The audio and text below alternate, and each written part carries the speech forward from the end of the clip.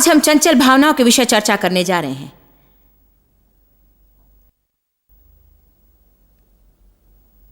निश्चित हमारे भाव चंचल होते हैं, है ना, अर्थात अस्थिर होते हैं। दरअसल मैंने कहते सुना था कि एक ही बात का अनुभव आप 30 दिन में विभिन्न तरीके से 1001 बार कर सकते हैं। इसमें कुछ तनाव जरूर होगा, किंतु यह सच है कि थोड़े समय में हम किसी एक विषय का विभिन्न प्रकार से अनुभव कर सकते हैं। आखिर लोग क्यों इतने अस्थिर होते हैं? भावनाओं के कारण। हम कभी कुछ निर्णय लेते हैं और सोचते हैं हमें क्या करना है, हमें मालूम है, दूसरे दिन दूसरा कुछ करना चाहते, फिर अगले दिन हमारा ध्यान उसी बात पर जाता है जो पहले किया था, फिर कोई हमें अपना सुझाव देता है, तब फिर अपने विचार बदल देते हैं और ऐसा होता है। ऐसी दुविधा में रहना मेरे लिए बड़ी कठिन स्थिति होती है। ये सचमुच तनाव से भरी दशा होती है। हमें स्थिर करना है कि हमारा यह निर्णय आत्मिक है, ना कि भावनात्मक। मैं आपके साथ प्रवृत्तियों के खतरे पर विस्तार पूर्वक चर्चा करना चाहूंगी। प्रवृत्ति एक ऐसा उफान है जो अनायास से हमें क्रिया की ओर प्रेरित करता है। हमें इसके प्रति बेहद सतर्क रहना पड़ता है कि बचाव के लिए कुछ करना है। अचानक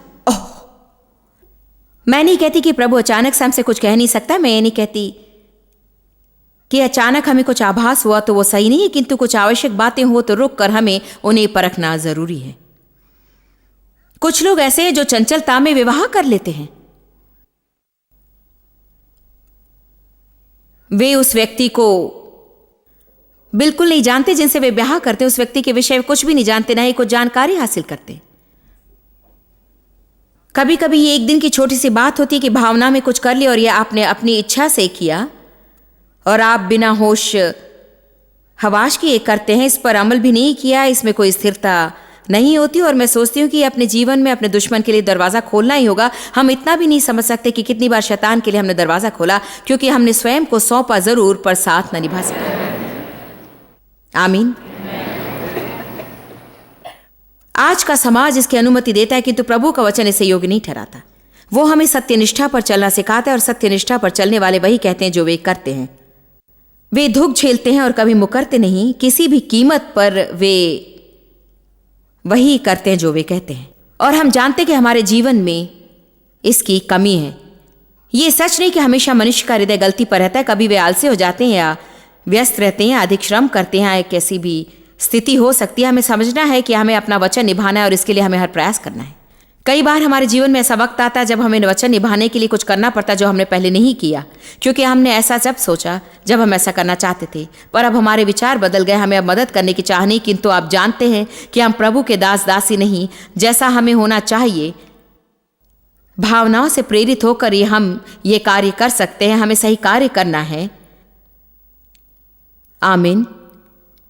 सही कार्य, विशेषकर जब हमें उसे करने की इच्छा ना हो। हमें अपनी भावना के प्रति सतर्क रहना चाहिए। लोग उतावले होते हैं और खरीदी करते हैं, आवेश में निर्णय लेते हैं, बातों में उतावले होते हैं। कितने लोग ऐसे हैं जिनके दिमाग में जो भी आता है कह डालते हैं और अपने संबंध बिगाड़ते हैं, मुसीबत मोल लेते हैं, परेशानी उठाते हैं और दुख भोगते हैं। इसीलिए विचार करना, प्रार्थना और मनन करना जरूरी है निर्णय लेने के पहले, विशेषकर महत्वपूर्ण निर्णय के पूर्व। डेव और मैं कई निर्णय लेते हैं और जब भी आप कई लोगों के साथ कई बातों का सौदा करते हैं, आप कई निर्णय लेते हैं, पर प्रत्येक निर्णय के लिए हम हमेशा 3 दिन की प्रार्थना सभा नहीं रखते। कई बातें जिनके विषय हम सोच लेते हैं और जिन्हें उचित समझते हैं उन्हें हम तुरंत कर लेते हैं, पर जब कोई खास विषय सामने आता है हम कभी उतावले होकर कार्य नहीं करते। मैंने पहले भी कहा था कि भावनाएं विश्वास का नंबर 1 दुश्मन है।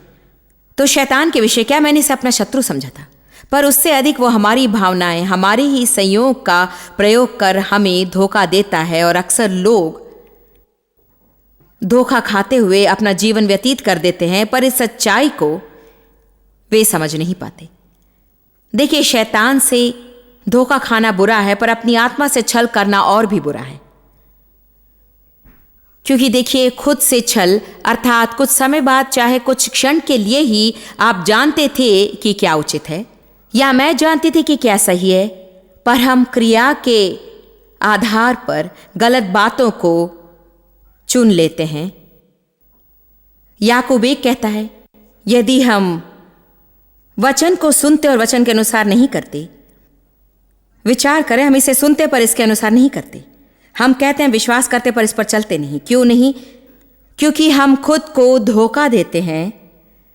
बाइबल कहती है विवेक द्वारा, और ये सच्चाई के विरुद्ध है। मूल तौर पर यह न्याय संगत नहीं, मेरे विचार से यह सच नहीं, पर मैं सोचती हूं मैं इसे प्रमाणित करते हुए सच साबित कर सकती हूं, और यह बेहद ही खतरनाक है। हमारी आत्मा जिसे दोषी ठहराए उस पर हमें सतर्क रहना चाहिए। जब तक हम भावनाओं से हटकर कुछ करना ना सीखे, हमारे लिए विजय संभव नहीं। हमें सही कार्य करना सीखना होगा, खासकर विशेष कर पर कई बार लकीर खींचे जब आप ऐसा करना ना चाहें। मनुष्य को अक्सर प्रभु की इच्छा पर शंका होती है। मेरा कुछ अनुभव कर लेना यह नहीं दर्शाता कि यह मेरे लिए प्रभु की इच्छा है। एक स्त्री कह सकती, मैं किसी व्यक्ति पर आकर्षित हूं, मुझे लगता है यही वो जिससे मुझे ब्याह करना है, मुझे विश्वास है यही प्रभु चाहता है। जबकि सच है कि वो भावनात्मक और शारीरिक रूप से उस पर मोहित है, और शायद प्रभु की इसमें कोई उपस्थिति ना हो। आप कहेंगे हमें कैसे ज्ञात होगा? प्रार्थना कीजिए। आत्मा कहती है अपना मुंह बंद रखो, सबसे ये कहते ना फिरे कि आप किसी व्यक्ति से विवाह करने वाली हैं, क्योंकि अंत में कई बार हम मूर्ख दिखाई देने लगते हैं। मसीह जल्दी कह देते हैं कि प्रभु ने मुझसे कहा। Come on now. मसीह बड़ी जल्दबाजी में कहते हैं प्रभु ने मुझसे कहा, फिर जब ये बातें प्रभु ने मुझसे कहा पूरी नहीं होती और व्यर्थ ठहरती हैं, तब हम इसे व्यर्थ ठहरने का दोष ढूंढना चाहते हैं, और अक्सर हम मसीह समाज की हालत बद से बदतर कर देते हैं। प्रभु ने कहा कि मेरी इच्छा इसे विवाह की थी, पर यह आज्ञा का उल्लंघन था, जबकि शायद आप ही वो थे जिसने स्वयं बढ़कर ये शुरुआत की। आप कहेंगे मैं ये सब कैसे जान पाती? अगर ये प्रभु की इच्छा है और आपका भरोसा प्रभु पर है तो प्रभु हल करेगा। मैंने कहा अगर ये प्रभु की ओर से और आप प्रभु पर भरोसा रखती हो तो वो कार्य करेगा। मैं सोचती हूं कि सबूत हमेशा सच को दर्शाता है। आमीन। हमें इन चंचल भावनाओं से हटकर जीना है। चंचल का अर्थ है छली, अनिश्चित, परिवर्तनीय या अस्थिर। भावनाएं न पवित्र हैं और न दूषित, उनका शुद्धिकरण नहीं हुआ है। उन्हें उनके अनुसार ही आंकना चाहिए। कभी कभी ये सहायक सिद्ध होती हैं और कभी कभी घातक हो जाती हैं। भावनाएं हमारी मदद कर सकती कि ओह ये हमें कार्य के लिए शक्ति दे सकती है और कुछ करने के लिए हमें सहारा दे सकती हैं। दूसरी ओर ये हमें चोट भी पहुंचा सकती है। कोई हमारी भावना को चोट पहुंचाता है, हम दुखी और निराश हो सकते हैं। जरूरत के समय ये तुरंत आपका साथ छोड़ सकती हैं, और जब आप हृदय से चाहें कि ये भड़क उठें तब ये प्रबल नहीं होती। हमारी इच्छा इन्हें प्रबल होने से रोक नहीं सकती, और हमारी इच्छा अनुसार ये प्रबल नहीं होती। लगता है इनकी अपनी ही एक समझ होती है। ये आपको घंटों रुला सकती हैं और दूसरे क्षण हंसा सकती हैं। हमारी अच्छी स्थिति में भावनाओं का व्यवहार भी अच्छा रहता है। हमारे इंतजार या बदलाव की स्थिति में भावनाएं अपना कार्य करती हैं। किसी ठोस वजह के बिना ये रातों रात बदल भी सकती हैं। लगता है इसका संबंध हमारे शारीरिक अस्तित्व से है। यदि हम शारीरिक रूप से शिथिल हैं तो भावनाएं हम पर प्रबल हो उठेंगी। यह हमारी इच्छा पर निर्भर है, क्योंकि जब हमें हमारी इच्छा के अनुसार नहीं मिलता ये भड़क उठती है। बाइबल हमें भजन संहिता 7:9 में सिखाती है, जो आप देख सकते हैं। भजन संहिता अध्याय 7 पद 9 में, भला हो कि दुष्टों की बुराई का अंत हो जाए,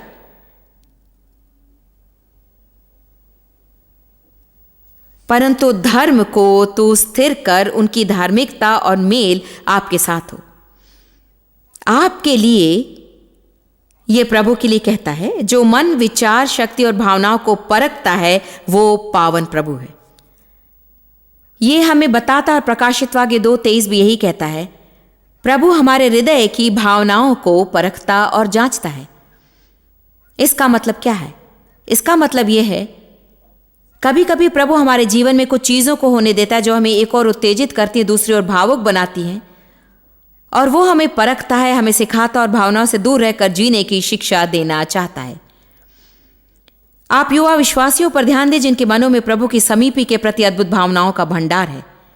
लगता है जैसे प्रभु हमेशा उनके आसपास ही रहता है और उनसे विशेष भेंट किया करता है, या उनमें कई अलौकिक बातें प्रकट होती हैं। उनके जीवन में लंबी प्रतीक्षा की घड़ी नहीं होती, अर्थात वे प्रार्थना करते और पाते हैं।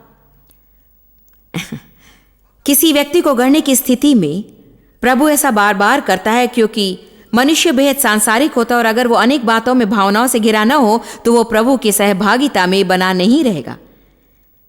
किंतु ये परिपक्वता नहीं, इसलिए समय हमेशा आता है। मैं बलपूर्वक हमेशा कहती हूं, ये अलौकिक खुशियां जब प्रभु वापस ले लेगा, आपको अपनी प्रार्थनाओं के प्रतिफल के लिए लंबी प्रतीक्षा करनी होगी। हर घड़ी प्रभु की उपस्थिति का एहसास आपको नहीं होगा। शायद आपके जीवन में वो घड़ी भी आए जब आप प्रभु के जवाब की आस लगाने पर आप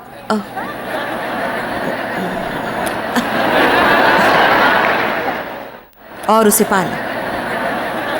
पर ऐसा वक्त तब आएगा जब समय गुजर जाएगा। चाहे आप जितना भी चुनाव करें, हम ऐसा करते हैं। अगर आरंभ में सफल न हुए तो भी हम कोशिश करते ही रहते हैं। मुझे मानना हो कि अब भी मेरे जीवन में कुछ ऐसा वक्त आता है जो मेरा उत्साह छीन लेता है, फिर भी मैं कोशिश करती हूं। आप में से कितने मेरी बात समझ? ये जैसे कि मुझे एक शब्द मिल गया, प्रभु कृपा कर प्रभु मुझसे बात कर। ओ तुझसे धोना तू दुष्ट पापी। ओ ये प्रभु नहीं, मैं फिर कोशिश करूंगी।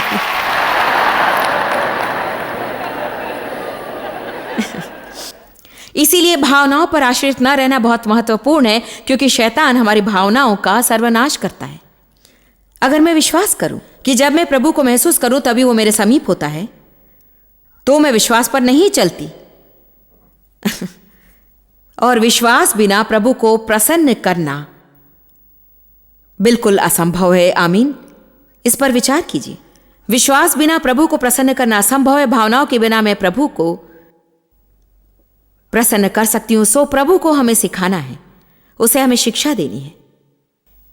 हे मेरे परमेश्वर, धर्मी परमेश्वर, तू मन और मर्म का ज्ञाता है, हमारे विचारों का बल है। इसीलिए एक ऐसा समय आता है जब लगता है कि हमारी भावनाएं शुष्क होकर टूट गई। हो सकता है ये कुछ दिन और कुछ हफ्ते और कुछ महीने से अधिक हो, और आप सोचेंगे कि मेरी समस्या क्या है। मैं भावनाओं की गेंद जैसी हो जाऊंगी। और ये एक कसौटी है, त्रस्त ना हुई है, ये केवल एक परीक्षा है। उसमें सफल हो जाइए, क्योंकि अगर ना हुए तो परीक्षा दोबारा देनी होगी। मैं वचन देती हूं, पवित्र आत्मा की पाठशाला में आप कभी असफल नहीं होंगे।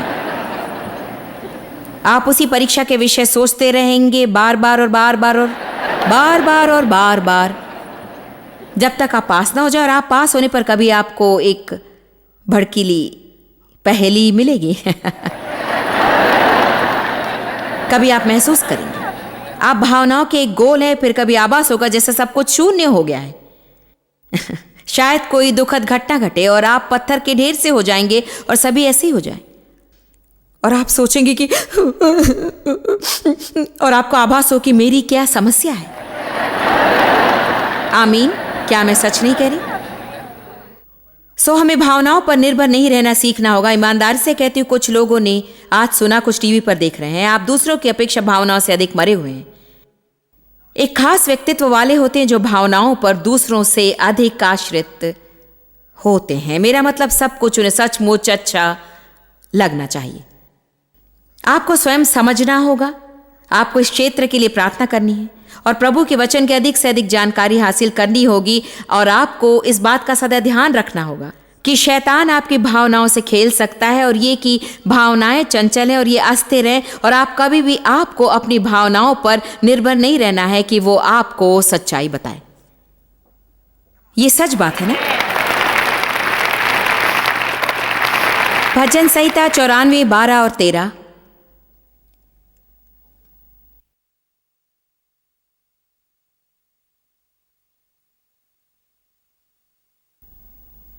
हमारे जीवन में परीक्षा का समय होता है धन्य प्रभु को जो ये कहता है वो तुम्हें सामर्थ्य से बाहर परीक्षा में पढ़ने न देगा, वरन परीक्षा के साथ निकास भी करेगा। आप प्रभु पर तब तक भरोसा रख सकते हैं जब तक आपकी चाह पूरी न हो जाए और आपको विश्राम मिलेगा। कुछ भली बातें होंगी, कुछ आश्चर्य की बातें होंगी, विपत्ति के दिन दूर होंगे, किंतु फिर एक और परीक्षा की घड़ी हमारे जीवन में आएगी। क्यों प्रभु, किस लिए? भजन संहिता 94:12-13 अद्भुत रीति से इसे समझाता है। धन्य है, सुखी है वो पुरुष जिसको तू नियम सिखाता है। नियम कभी अच्छे नहीं लगते। और सिखा है प्रभु, धन्य है वो पुरुष जिसे तू अपनी व्यवस्था सिखाता है।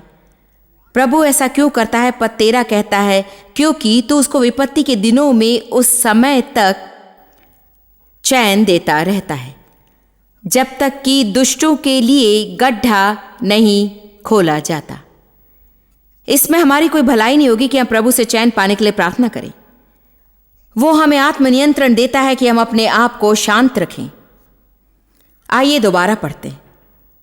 क्योंकि तू चैन से रहने की सामर्थ्य देता है, और प्रभु हमें सामर्थ्य देता है, किंतु निर्णय हमें लेना है। और जब भी हमारा मन व्याकुल हो, आप स्वयं से कह सकते हैं, कभी कभी मैं कहती हूं कि ठीक है जॉय, शांत रहो, विश्राम पाओ। कभी कभी किसी वजह से मैं विचलित हो जाती हूं और मुझे खुद में तनाव महसूस होता है, और मैं यूं कहती हूं कि ठीक है, अपने मन को शांत रखो। आप न केवल बाहर से पर अंदरूनी शांति भी आप पा सकते हैं। यद्यपि कई बार हमें बाहर से कुछ नजर नहीं आता, फिर भी हमारे भीतर दर्द की एक ऐसी गांठ पनपती रहती है जो हमेशा हमें चुभती रहती है। ज्यादातर उलझनों का कारण हमारे जीवन की वे बातें जो हमें पसंद नहीं और जिनसे हमारा कोई छुटकारा नहीं, ना ही ये हमारी उलझनें सुलझा सकती हैं। हम प्रभु पर भरोसा रख सकते हैं और शांति पा सकते हैं, क्योंकि वही हमारे बोझ को दूर करने वाला प्रभु है। आमीन। अपने समाज में हमेशा हम जल्दबाजी में रहते हैं और मेरे विचार से आराम के लिए हमारे पास वक्त नहीं होता, और फिर बीमारियां घेरती हैं और निरर्थक भावनाएं दफन करने पर भी जीवित रहती हैं, और वे हमारे अंदर स्थिर रहती हैं और हमें खा जाती हैं और अंत में हमें बीमार कर देती हैं। आमीन। हम माइंड, बॉडी, इमोशन संबंधित चर्चा करने जा रहे हैं, और प्राथमिक चिकित्सा के लिए चिकित्सक के पास जाने वालों में से 75 से 90% लोगों की संख्या तनाव संबंधित होती है। यदि लक्षण या बीमारी सही न हो तो चिंता की कोई बात नहीं, पर यदि फल के प्रति आप सतर्क न रहें, फिर चाहे उन फलों में से दवा भी डाली हो और जड़ों की कभी देखभाल भी ना करें, फिर भी आप नए फल अवश्य पाएंगे। आमीन। हमें विपत्ति के समय शांत रहना सीखना होगा। कोई भी अमन, चैन, शांति से रह सकता है जब उन्हें अपनी विधि से सब कुछ पाते हैं। और परिपक्वता वो है जब आप अपने तरीके से हासिल नहीं करते, और ऐसी स्थिति में आखिर हम कब तक धीरज रख सकते हैं? कभी कभी विपत्तियां लगातार आती रहती हैं, और परीक्षा का क्रम जो लूक 4 कहता है कि शैतान ने यीशु के विरोध में लाया। जब परीक्षाओं का चक्र समाप्त हो गया, शैतान एक और दूसरे मौके की ताक में चला गया। अच्छा हो कि हम जीवन में स्थिरता बनाए रखें, क्योंकि यदि हम स्थिर न रह पाए, शैतान हम पर हमला करेगा और हमारा जीवन उतार चढ़ाव से भर जाएगा। आज हम चर्चा करने वाले हैं मन के उतार चढ़ाव और भावनात्मक लतों पर।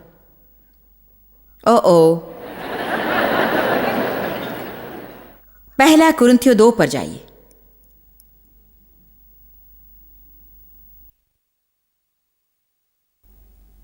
मुझे अच्छा लगता है जबकि मैं इस प्रकार की अद्भुत श्रृंखला की शिक्षा दे रही हूं और टेलीविजन पर उन लाखों लोगों के समक्ष प्रदर्शित कर रही हूं जिनका जीवन समस्याओं से भरा है।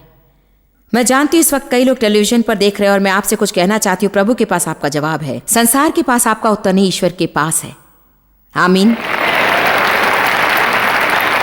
मैं ये संपूर्ण मन से विश्वास करती हूं कि हमारे जीवन की प्रत्येक समस्या का जवाब इस पुस्तक में कहीं भी हमें अवश्य मिलेगा।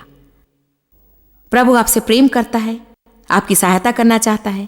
आपने इतनी ज्यादा भूल नहीं की जिससे प्रभु आपको फिर से मौका ना दे। मैं आपको प्रोत्साहित करती हूँ कि आज ही प्रभु के निकट जाइए, उसे अपने जीवन में, अपनी विपत्तियों में, अपनी परिस्थितियों में शामिल होने की विनती कीजिए और उसे अपने जीवन में कार्य करने दें। प्रभु सच्चा है और यदि आप उसे ढूंढे तो आप पाएंगे। आमीन। पहला कुरिन्थियों अध्याय 2-3 विभिन्न व्यक्तियों के विषय बताता है।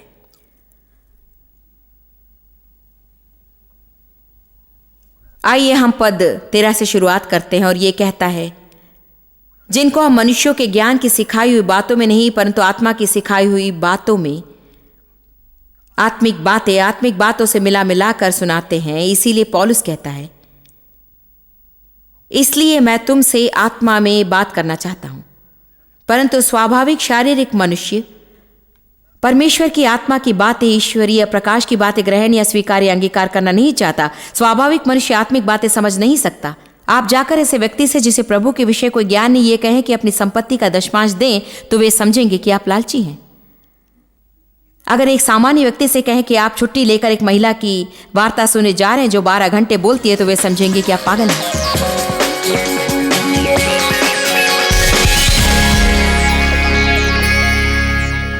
आज हम चंचल भावनाओं के प्रति चर्चा कर रहे थे और मूल रूप से चंचल का अर्थ है और आप अपने विषय में अपने मन को कभी स्थिर नहीं रख सकते। हमारी भावनाओं का यही ढंग है, वे कभी भी बदल जाती हैं। आप भावनाओं पर भरोसा नहीं रख सकते हैं, आपको प्रभु पर भरोसा रखना है। आप भावनाओं पर भरोसा नहीं रख सकते, आपके प्रभु के वचन पर भरोसा रखना है और आप भावनाओं की सेवा नहीं कर सकते। अच्छा है, आप जो भी महसूस करें, हम भावनाओं पर निर्भर नहीं हो सकते। हमें प्रभु के वचन पर आश्रित होना है और उस पर चलना है।